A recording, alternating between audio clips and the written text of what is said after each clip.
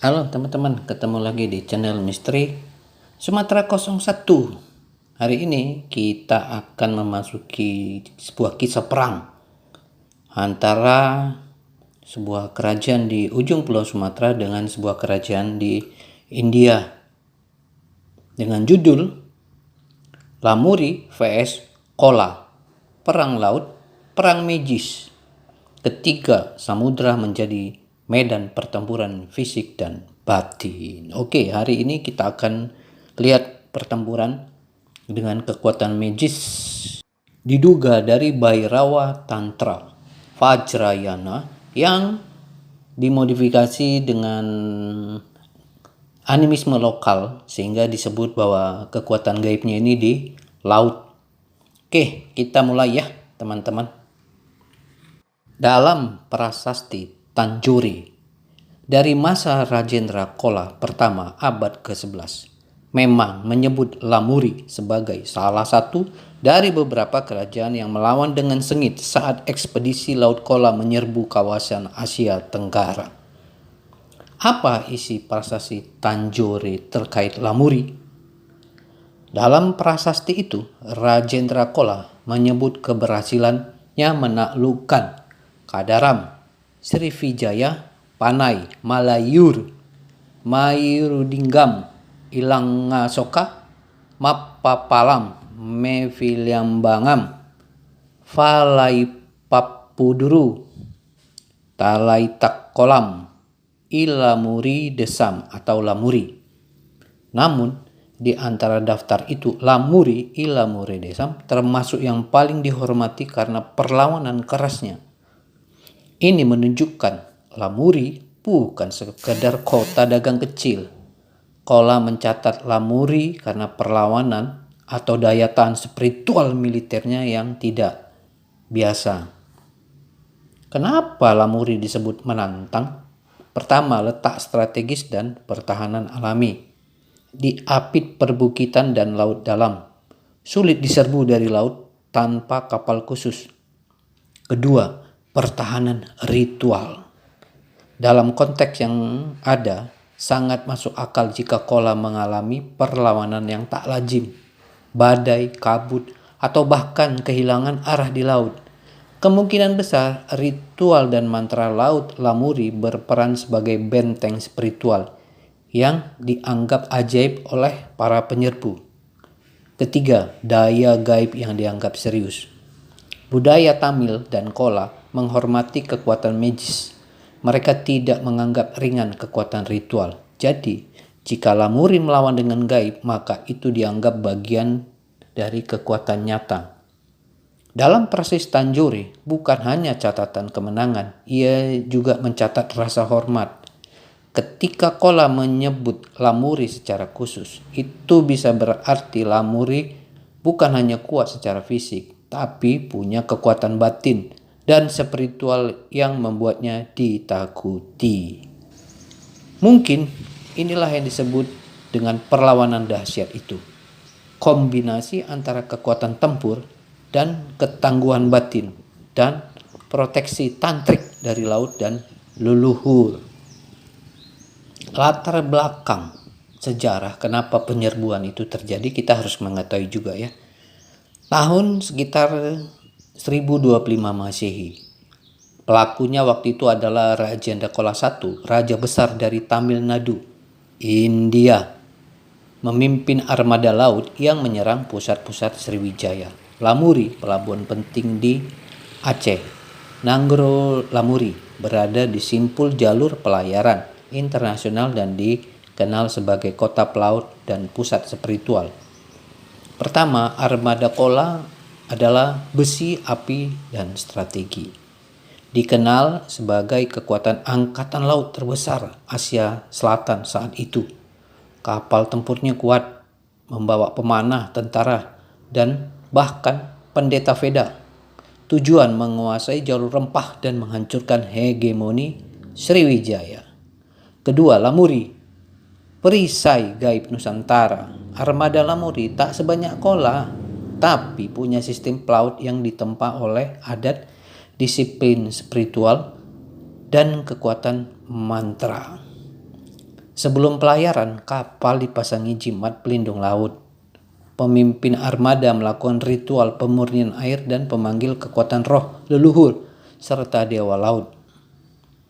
Ada pawang pelaut, semacam pendeta tantrik yang memimpin doa-doa proteksi dan arah angin.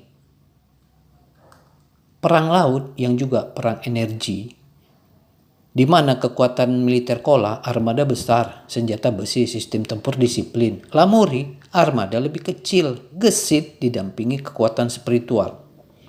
Pendekatan spiritualnya, kalau Kola pendeta Veda, upacara persembahan laut. Kalau Lamuri pawang laut, mantra pelindung kapat, jimat, dan naga laut. Artinya mereka sebenarnya pakai kekuatan magis masing-masing dengan cara yang berbeda-beda. Tujuannya penaklukan ekonomi dan politik. Lamuri pertahanan spiritual dan kedaulatan pelabuhan suci. Kola adalah kerajaan penakluk, sementara Lamuri pelaut mistis pelindung jalur dagang suci. Jadi berbeda-beda. Legenda-legenda yang bertahan dalam perang tersebut adalah diceritakan bahwa ketika kapal Kola mendekat ke perairan Lamuri, kabut tebal turun tiba-tiba dan ombak menjadi liar. Seolah-olah laut menolak ditaklukkan. Di beberapa versi rakyat, kapal Kola tiba-tiba karam atau tersesat.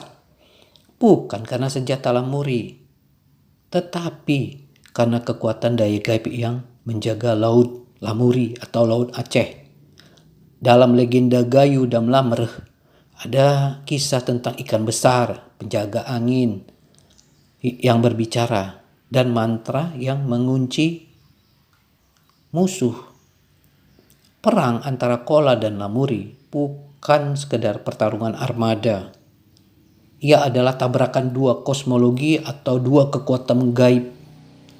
Satu dengan logika ekspansi dan kekuasaan, satu lagi dengan kesadaran akan laut sebagai makhluk sakral yang perlu dijaga bukan ditaklukkan. Lamuri tidak kalah secara fisik karena mereka tidak sepenuhnya bertarung di bidang yang sama. Mereka melawan bukan dengan jumlah tapi dengan kekuatan doa, kabut, roh leluhur, dan jimat laut. Inilah perang laut yang juga perang magis. Jadi Lamuri menggunakan kekuatan gaib, roh leluhur itu maksudnya ya. Bahkan di dalam prasasti Tanjore, mereka mengatakan bahwa waktu mereka masuk ke Lamuri, mereka ditahan oleh tembok laut.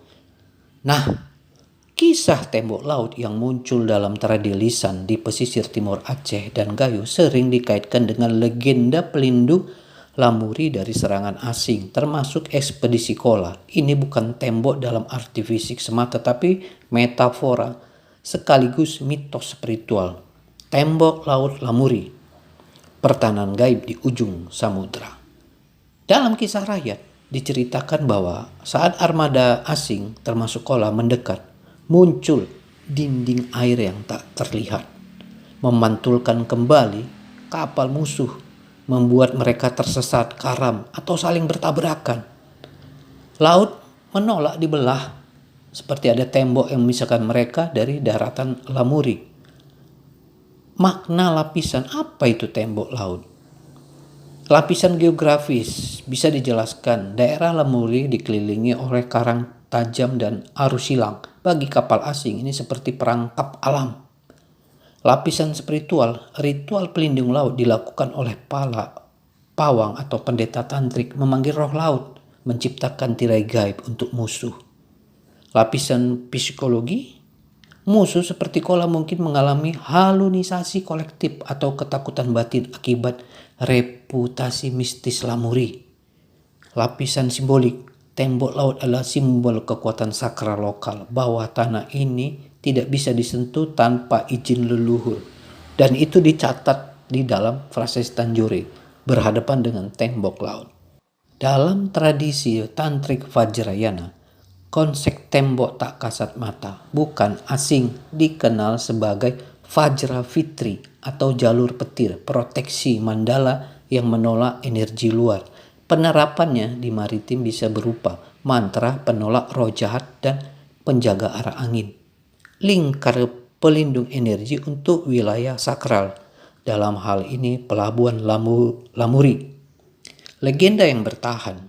Konon kapal kola yang paling depan tiba-tiba karam tanpa sebab, seperti menabrak sesuatu di bawah laut. Nelayan setempat menyebut itu sebagai tembok gaib dari doa-doa nenek moyang. Dalam versi Gayo disebutkan bahwa ikan besar penjaga laut muncul dan menggulung ombak seperti benteng. Kesimpulannya, tembok laut Lamuri adalah gabungan dari ritual, geografi, dan kosmologi. Ia bukan sekedar mitos, tapi bentuk nyata dari perlawanan spiritual dan taktik alamiah yang membuat armada luar seperti kola kewalahan. Bukan karena jumlah prajurit, tapi karena ketidaktahuan mereka akan hukum gaib laut di Nusantara. Oke, teman-teman, sampai di sini aja lah ya dulu ya, supaya kisah ini menjadi pelajaran bahwa Bhairawa Tantra itu memang gak main-main, dan Raja Kola dari India merasakan kekuatan Lamuri. Dan itu ingat, kisah ini tercatat di dalam Prasasti Tanjore. Sampai jumpa di episode berikutnya.